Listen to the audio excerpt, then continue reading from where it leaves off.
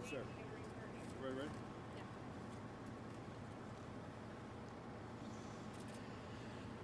St. Louis Fire Department got a call in the 5900 block of Cote Brilliant for a fire in a two-story house. Struck a first alarm immediately because of multiple calls on this one. First company on the scene reported heavy fire showing second floor. Made an entry, possible victims in the building. Made a quick knockdown on the fire on the first floor. Made their way to the second floor, attempted to knock that fire down. At some point, while they were knocking that fire down, they made the decision, let's back out. Fire's getting too intense. As they were backing out, the third floor, if you will, 2.5-story building, third floor, the roof area totally collapsed, burying the two entry firefighters.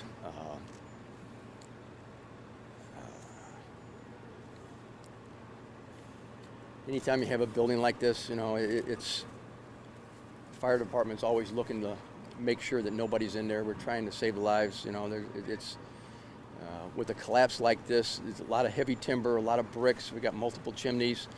We had one firefighter that was gravely injured when the building collapsed on him. He was buried.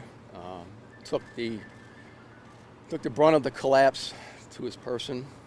It appears that collapse caused his grave injuries.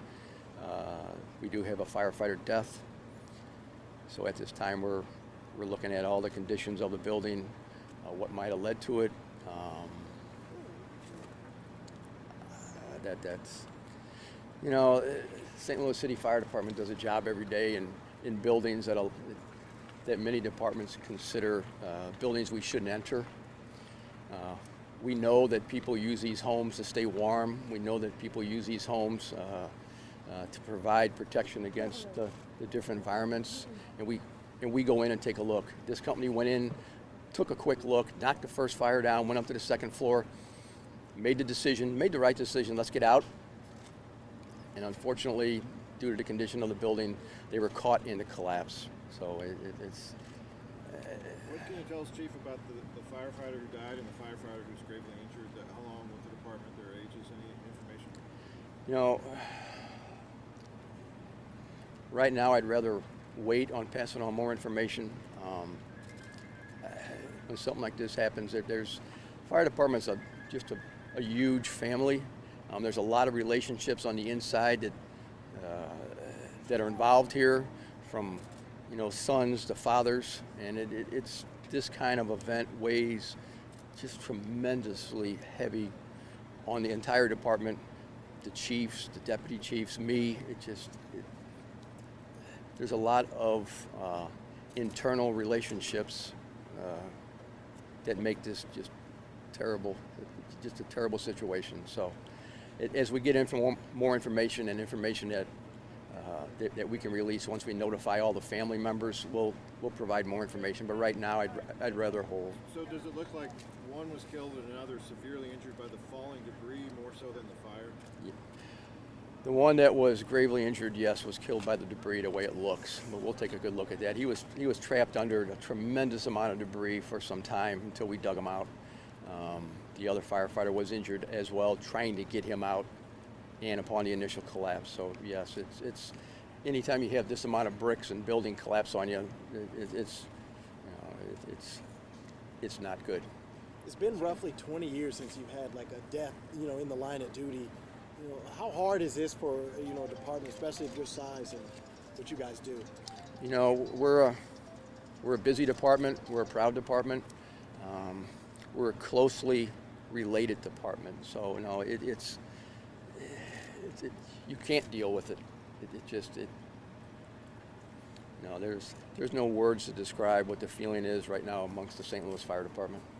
And was this building officially unoccupied, or were there people inside? Can you talk about kind of what the situation was? We're looking at that right now. Right now, we don't know. We assume that most of these buildings are occupied, whether legally or illegally. It's hard to say. But this building had bars on the windows, bars on the doors, and normally when a building like that is unoccupied, those bars are gone pretty quick.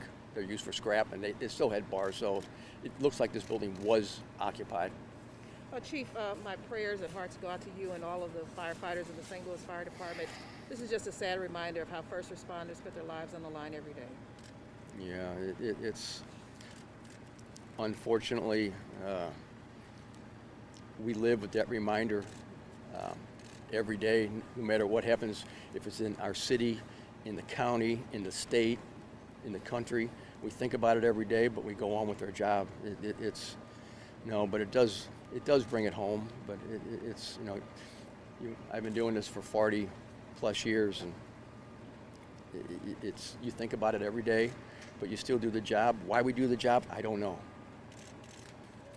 How many people initially went into the building, and then? Well, initially the first company on the scene made entry, which is 2 guys in. The other company was on the scene immediately. So we had 10 to 12 guys on the scene immediately, setting up the ladders, setting up the lines, getting the aerial ladders up in the air, making entry. We had 2 lines off, so that's 4 guys immediately into the building. Once these things come down, they normally don't give you a warning. These are old buildings here. These are 3 and 4 course bricks, so there's a lot of weight, a lot of heavy timber, and when it comes down, if you're in the way of that falling timber, it's normally serious injuries, and in this case, it proved to be grave injuries. I know that this may be a little too early to think about, but with you saying that some people say that you shouldn't go into these types of buildings, that there's structures that are unstable, are you now looking back, or going to be looking back and saying, are there ways we could, enter these buildings differently? Are there ways we can even avoid entering these buildings in the future? We look at that every day. We look at the buildings we go into. We provide all of our captains, all of our members get schooling, education, training on what to look for. And we get paid to protect lives. We get paid to take a risk. And it's hard to tell somebody on the street who's yelling and screaming at us, that there might be somebody in there. Well, this risk might be too great, so we take the risk. And unfortunately and terribly, the risk we took today wasn't worth it. We lost a firefighter.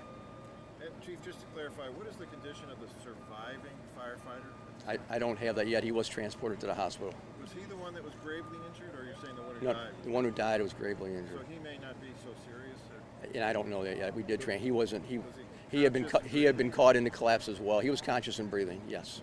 Can you tell us about all the crews that were here assisting? What departments were here today? All about? I don't have that information right now. I've been too busy concentrating on making sure we got this firefighter out as quickly as we can to see if we can provide any type of medical attention. And I'll have to give the guys on the scene a kudos for working tremendously hard to get this done. Trying to move this amount of weight, this amount of bricks, just with your bare hands is a feat within itself. And what's the condition of the home right now? A total loss. How long are we going to be having all this police tape up, caution tape? How long are we going to be working on the house? It depends on how long the investigation takes. We've got bomb and arson on the scene. We got our fire investigation unit on the scene. We're going to make sure that we know everything that had happened to this building. Because unfortunately, when we get into some of these buildings, if there's been some demolition that's occurred inside, when people vacate or they're not living in a home, things disappear. There's holes in the floor, radiators are stolen. So we don't know. We're going to take a really good look at it and see what caused this collapse. Did this house have utilities hooked up? I don't know that right now. Any possible cause of the fire at this point? I don't know. I don't have that information yet. Were any of the other buildings damaged that were nearby? The building that was on the D side, which is to the east of this building, sustained some damage. It was originally involved on the fire when they showed up. The first arriving companies actually radioed over that they had an exposure on side D. So yes, it was damaged. Thank you, Chief. Thank you, Chief.